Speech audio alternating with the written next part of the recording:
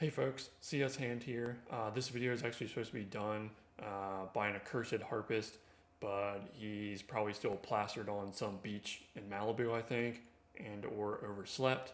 But either way, he did send me his notes, which I spent all night memorizing. Though I might still like reference them just from time to time to make sure I get at least like the spirit of his recommendations, and sometimes all the way down to the letter.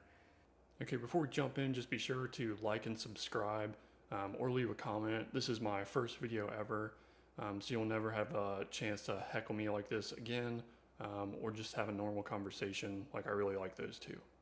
Yeah, so I thought we'd do this live from the fold. It's nice and dark out here. There's not too many people around. I guess probably like off season for the fold.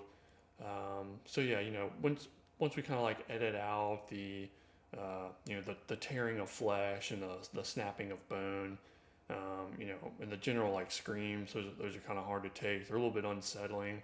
We'll be all right. I expect this to come through pretty well. Hey, I do have this ominous feeling that there's like a demon stalking me from behind, and maybe at some point in this video it like rends me in half and chews my little flesh and its big gaping jaws. But the comment section of the internet is just like a dangerous place to be. Is the fold a metaphor for the comment section of the internet? Is the fold a metaphor for capitalism since it's full of old white institutions that won't die?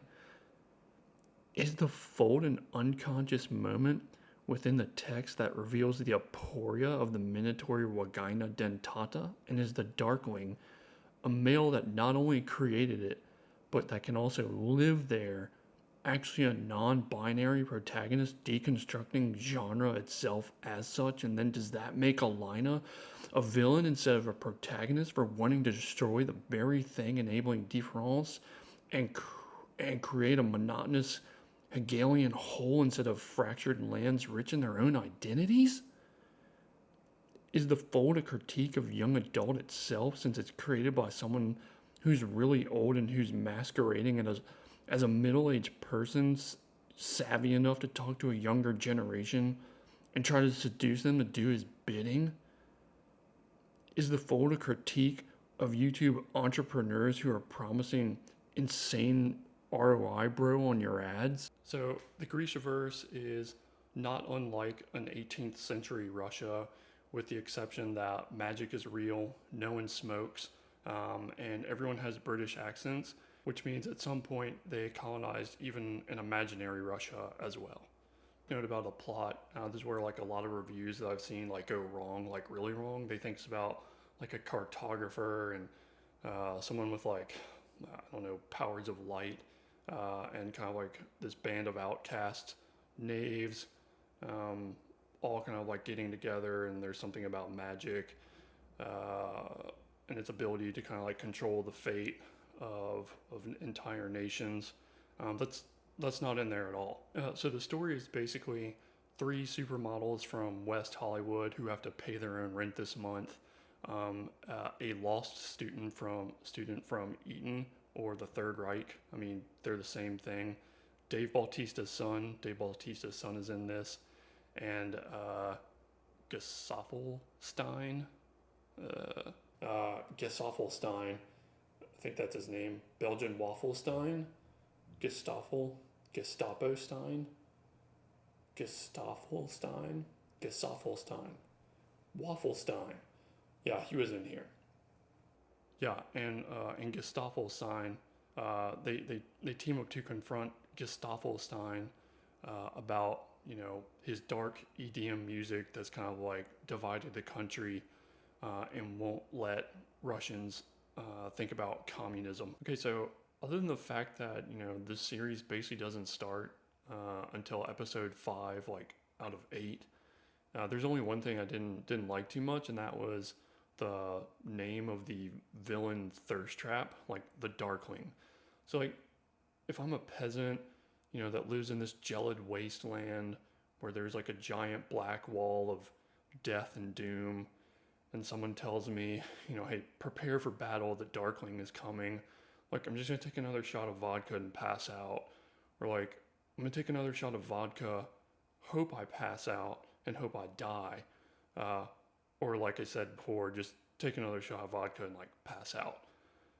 The Darkling, the Darkling is like some guy in 4chan who posts like unsolicited nudes of anime characters. Like the Darkling is like a simp who listens to like Nine Inch Nails. The Darkling is like what British people say when they choke on their afternoon tea, and they meant to say darling. Okay, yeah, so one of my favorite things about the series was the good guy named Mal.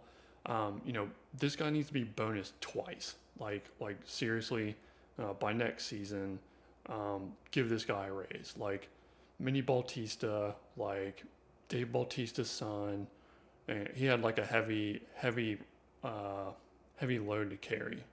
The way these modern tales go, like the darkly charismatic villain, or the puckish rogue, kind of get like a lot of bonus points with audiences because people in modernity are so bitterly disillusioned and oppressed by late capitalism with things like back-to-back Zoom calls, student loan debt, cold Uber Eats, and overpriced rental spaces that they have this enormous lust for anyone who's kind of like doing things their own way. Whew. Heavy thoughts here from the accursed harpist. But anyways, like enough of that. Like again, so Dave Bautista's son, again, getting back to him, has a really heavy load to carry here as the eternally faithful friend, and sort of like the starry-eyed lover. These types of characters, they have like a very rich interior monologue. I've sent so many love letters that have never come back, so I kind of really know how this guy feels like on the inside, how much he's suffering. So it's really hard for him to show that interior monologue. So I know how much he's suffering on the inside, and how deep his love for Alina really is. But again, like the medium really prevents him from kind of like sharing that with the audience. So Mal had the heaviest load to carry, and his personal trainers knew that, which is why he has the best traps out of everyone on the cast. So definitely give it a watch. Let me know what you think about it in the comments below, and be sure to like and subscribe.